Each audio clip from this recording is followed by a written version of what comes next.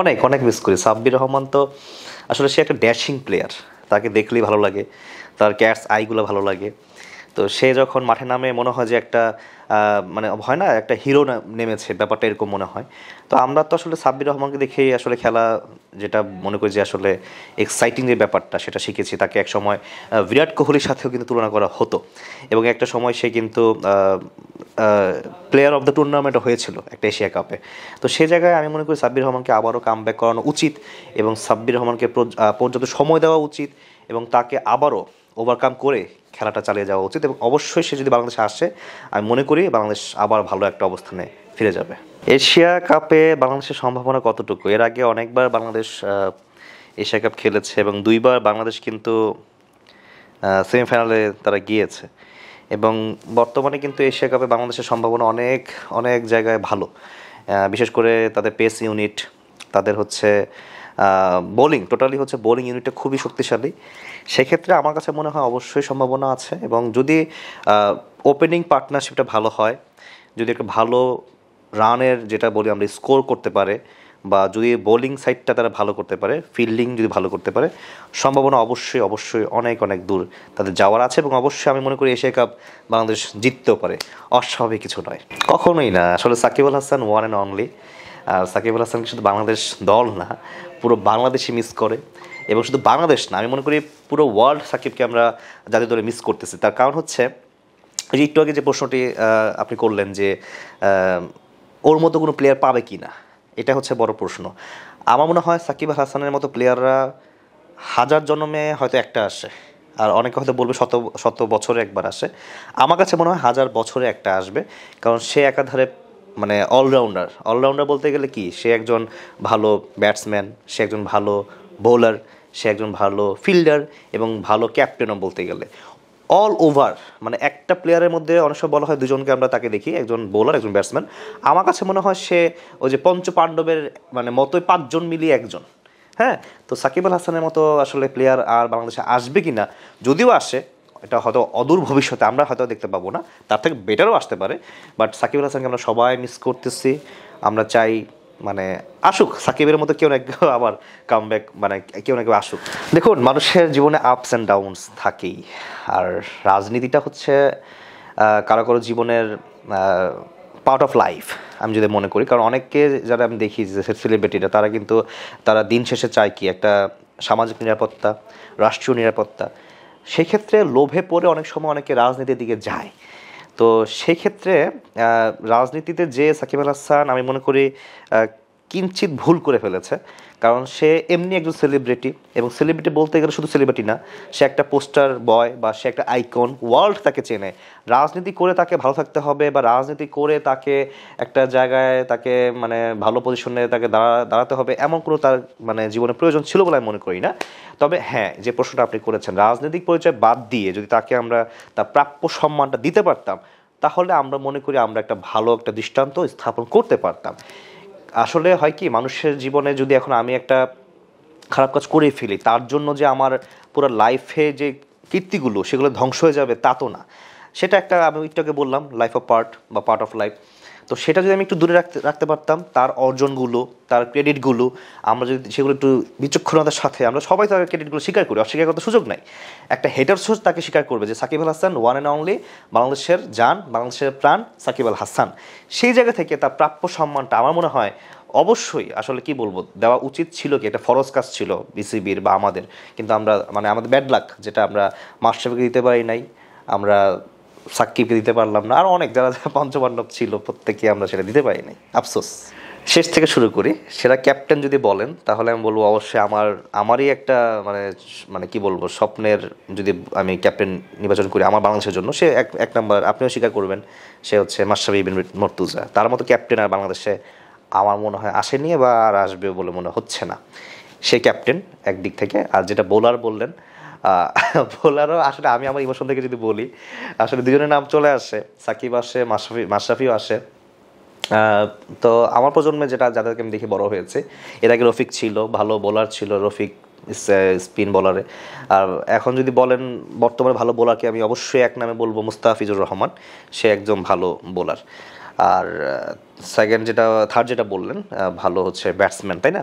তো ভালো ব্যাটসম্যান আসলে হয় কি, এই তিনটার কম্বিনেশন কিন্তু সাকিব আল হাসান, একটু আগে যেটা বললাম। আর যদি এখন ইন্ডিভিজুয়ালি বলেন, আমি সেভাবে বলছি, ভালো বোলার হচ্ছে আমাদের মুস্তাফিজুর রহমান এখন আমার দৃষ্টিতে।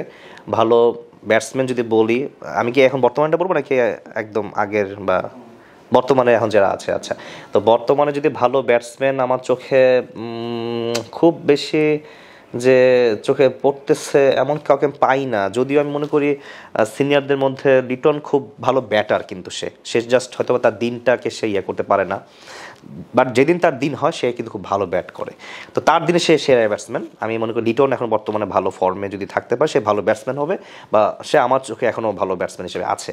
এছাড়া আমি বর্তমানে কাউকে আমি দেখতে পাচ্ছি না। আগে যেটা ছিল, আগে অনেকেই ছিল, তামিম ইকবালের নাম বলতে হবে, সে ছিল, আর অনেকেই ছিল, সাকিব আল হাসানও ছিল, মুশফিকুর রহিম ছিল, রিয়াদ ছিল, এখন তো আর তেমন কেউ নাই। এখন নিশাদ হাসান উঠে আসতেছে, জাকির আলী অনেক উঠে আসতেছে। দেখা যাক তারা কি করে ভালো ব্যাটসম্যান হিসাবে। আর যেটা বললাম ভালো ক্যাপ্টেন, বা আমার চোখে বর্তমানে ভালো ক্যাপ্টেন্সি কারোর মধ্যেই আমি ভালো দেখি না, কারণ টালমাটাল, আজকে ক্যাপ্টেন তো কালকে আবার পদত্যাগ করতেছে, বা কেউই আসলে 3 ফরম্যাটে 3 জন ক্যাপ্টেন দাঁড়া যাচ্ছে। তো আমার চোখে সবসময় ভালো ক্যাপ্টেন বাংলাদেশের মাশরাফি বিন মুর্তজা সবসময়ের জন্য। হ্যাঁ, তারা আসলে নতুন, তারা নতুন হিসাবে ইয়াং স্টার, তারা ভালো করবে এবং প্রত্যাশাটা আসলে অনেক দূর যাওয়ার সম্ভাবনাই বেশি। কারণ হচ্ছে যখন একটা সূর্য দেখি যে আস্তে আস্তে উদিত হয়, তখন মনে একটা আশা জাগে যে আজকে দিনটা ভালো হবে। তো সেই হিসাবে ওদেরকে যখন আমরা দেখতেছি, ওরা যখন অনূর্ধ্ব 19 থেকে যখন আসলো, ওরা অনূর্ধ্ব 19 বিশ্বকাপ জয়লাভ করেছে, সেখান থেকে তো উঠে আসা। তো সেই জায়গা থেকে তারা ভালো করছে এবং তাদেরকে আমি মনে করি পর্যাপ্ত সময় দেওয়া উচিত। আমি তাদেরকে যদি এখন ভালো পারফর্ম করে বলে রেখে দিলাম, 2টা পারফরমেন্স তারা খারাপ করলো বললে আমি তাদেরকে ফেলে দিলাম, এইটা যাতে না হয়, তাদেরকে অনেকবার ট্রাই করতে হবে এবং তাদেরকে পর্যাপ্ত যে সময়, যে ব্যর্থ হতে হতে সফল হয়ে যাওয়াটা, এটা মনে রাখতে হবে। আমরা করি কি, আমরা যাদেরকে দেখি যে একটু ব্যর্থ হয়েছে বা 2টা পারফরমেন্স খারাপ হয়েছে, আমরা তাকে কেটে ফেলে দিই, আমরা কিন্তু তাকে পর্যাপ্ত সময় দেই না। তো তাদের মধ্যে সম্ভাবনা আছে, তাদের জীবনে আরও অনেক দূর যাইতে হবে, মাত্র জীবনটা শুরু হয়েছে, যাতে ঝরে না যায় সেদিকে খেয়াল রাখতে হবে এবং তারা ভবিষ্যতে অনেক অনেক ভালো করবে। আমি মনে করি ওরা বাংলাদেশের ফিউচার এবং ইয়াংস্টার। আমিনুল ইসলাম বুলবুল, সে হচ্ছে বাংলাদেশের প্রথম সেঞ্চুরিয়ান, রাইট? তো আমিনুল ইসলাম বুলবুলের জায়গাটা কি, সে বাংলাদেশের বাইরে কিন্তু অনেককে ট্রেন আপ করেছে, তার গুডউইল তো অনেক আছে। সে বাংলাদেশে এসে যেটাকে পেয়েছে সেটা হচ্ছে একটা ধ্বংসস্তূপ পেয়েছে। সে নিজেও স্বীকার করেছে, বলেছে যে আমি একটা ধ্বংসস্তূপের মধ্যে দাঁড়িয়ে আমি আমার জায়গাটাকে গোছানোর চেষ্টা করছি। এটা বিগ একটা তার জন্য, মানে কি বলবো, লোড। এই লোডটা কিন্তু তার আগে ফারুক সাহেব ছিলেন, তিনি পারেন নাই, তিনি সাজানো গোছানো পেয়েছিলেন, বাট উনি কিন্তু তার ক্রেডিট নিতে পারেন নাই। কিন্তু এরপরে যখন বুলবুল আসলেন, আমরা তাকে সবসময় দেখেছি সে হিউম্যান বিং, খুবই ভালো জেন্টেলম্যান এবং দায়িত্বশীল। তা না হলে সে এত বছর বাইরে যারা প্লেয়ার তাদেরকে ট্রেন আপ করতে পারতো না। তাকে উড়িয়ে নিয়ে এসে বাংলাদেশে এখন তাকে এই প্রেসিডেন্ট বানানো হয়েছে। আর আপনি যেটা বললেন ভবিষ্যতে সে পারবে কিনা বিপিএলে সেই মাহাত্ম্য বা সেই সৌন্দর্য বা জৌলুসটা ফিরিয়ে আনতে, অফকোর্স পারবে। কারণ হচ্ছে এখন যদি তাকে আমরা সবাই সহযোগিতা করি, যারা আশেপাশে আছে তারা যদি তাকে খুব ভালোভাবে হেল্প করে বা তার যে প্ল্যানগুলো যদি তারা খুব ভালোভাবে বাস্তবায়ন করতে পারে, তাহলে অবশ্যই সম্ভব। কিন্তু এখানে একটা কিন্তু আছে, কারণ আমরা কিন্তু বাঙালি জাতি একটু মানুষের পিছিয়ে লাগতে পছন্দ করি, কেউ ভালো করতে গেলে তাকে টেনে ধরতে পছন্দ করি। তো সে জায়গায় কাউকে তা আমরা থাকতে দেই না, তাদের ভালো কিছু করার জন্য আমরা তাদেরকে সুযোগটা দেই না বা তাদেরকে আমরা অ্যাপ্রিসিয়েট করি না। তো সেই জায়গায় যদি ল্যাকিংস থেকে থাকে, যদি আমরা তার একটু মানে সে যদি একটু বিফল হয় আর আমরা যদি খুদ ধরা শুরু করি বা বদনাম করা শুরু করি, তাহলে কিন্তু এই বুলবুল সাহেব থাকবে না, সে আবার উড়াল দিবে, তাই না? তো তাকে আমাদের সবাইকে মিলে সাহায্য করতে হবে যে আপনি যা করতেছেন আমাদেরকে বুঝায় দেন, আমরা সেগুলো করি। অবশ্যই আমি মনে করি বিপিএলে তো এখন দেখতেছি আমরা অনেক ভালো ভালো নতুন নতুন উদ্যোগ তারা নিচ্ছে, বিদেশি ফ্র্যাঞ্চাইজি আসবে, আবার শুনতেছি শাহরুখ খান শাকিব খানকে একসঙ্গে মিলানোর চেষ্টা করতেছে। এগুলো দারুণ উদ্যোগ। এখন যদি এগুলো এক্সিকিউট করতে পারে তাহলে আমি মনে করি বিপিএলে সে হারানো গৌরব, হারানো জৌলুস ফিরে আসবে এবং আইপিএলের সঙ্গে একটা টেক্কা দিতে পারবে ভবিষ্যতে যদি বুলবুল থাকে। মজার প্রশ্ন, কারণ বাংলাদেশের স্বজাতি, এখন স্বজাতি হিসেবে তো আসলে সাকিবকে বলতে হবে ভালো লাগে। আর অন্যদিকে ইন্ডিয়ার বিরাট কোহলিও, সেও মানে দুর্দান্ত খেলোয়াড়, সেকে মানে তাকে তো বাংলাদেশ কেন পুরো ওয়ার্ল্ডে সে ফেমাস।